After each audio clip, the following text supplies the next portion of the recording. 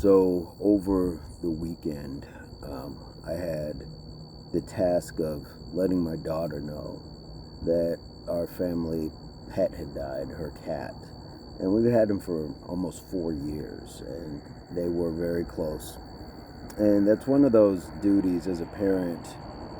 It's not pleasurable, but I think we owe it to children to be able to share with them something like that.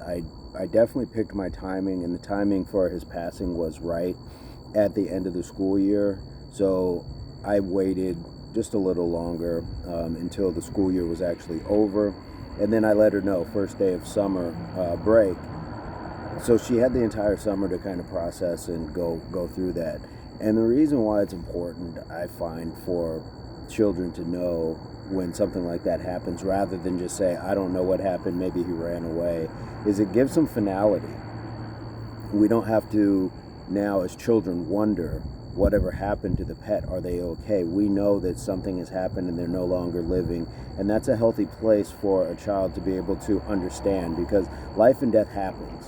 And it's a little bit different maybe when it's a bigger pet than, say, like a fish, but maybe the child is attached differently to a fish or something smaller, whereas a dog or a cat is much more tangible. You see it more as a living thing sometimes than fish, because of our interaction levels. But I thought that it was only fair. And so we sat and talked about it. And what we did is we did a quick video memorial where we talked about him. Our plans for the summer are going to be to involve ourselves in his memory by, my daughter's a wonderful painter, so she can paint a picture. We'll get a few pictures of him printed, things like that. We could write short stories and poetry, things that we normally do anyways, and be able to therefore preserve his memory. And that's an important place to be. Not only for bracing yourselves for pets, but as we grow older, loved ones, friends, family members, co-workers, people around us will perish. That's just life. With life comes death.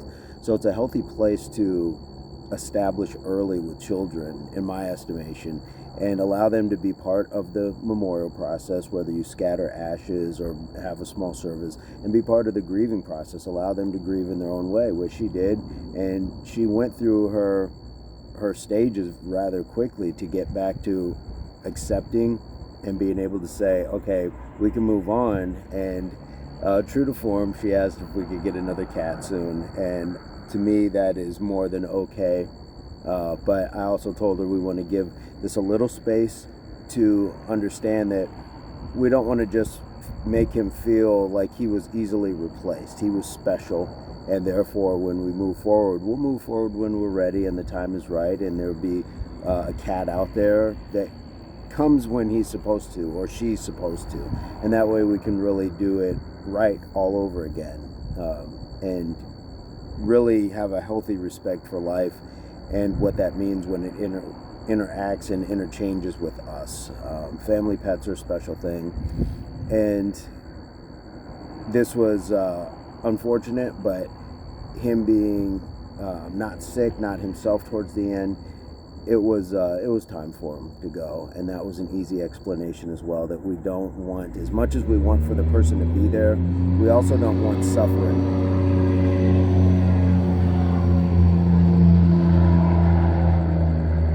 Shout out to the diesel trucks. Yeah, you gotta allow that they understand a full scope, to say that there was pain, there was suffering, there wasn't a level of comfort, and therefore we should be grateful and happy that he is no longer suffering. And I also told her that he's with the other pets that we've had, or family members that have passed. They're finding each other, and that now they're all together in a different place where they're not sick or in pain or suffering, things like that. So what are your thoughts? What's your ace up the sleeve? I'm sure we've all had that on one end or the other. I shared with her my story about when I was in high school and we had moved, and my cat, same cat, orange cat, had been hit by a car, and I saw his body on my way to school.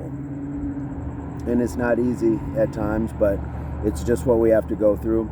So would love to hear how you've handled it from childhood, how you've handled it as an adult, whether you have children or don't have children. Did you have to put a pet down? Did you find it dead? Did it never come back? Did you get news of it? There's just so many ways that we can lose, and so many ways to process and grieve from that as well. So it would be appreciated to have your shared experiences in the comments.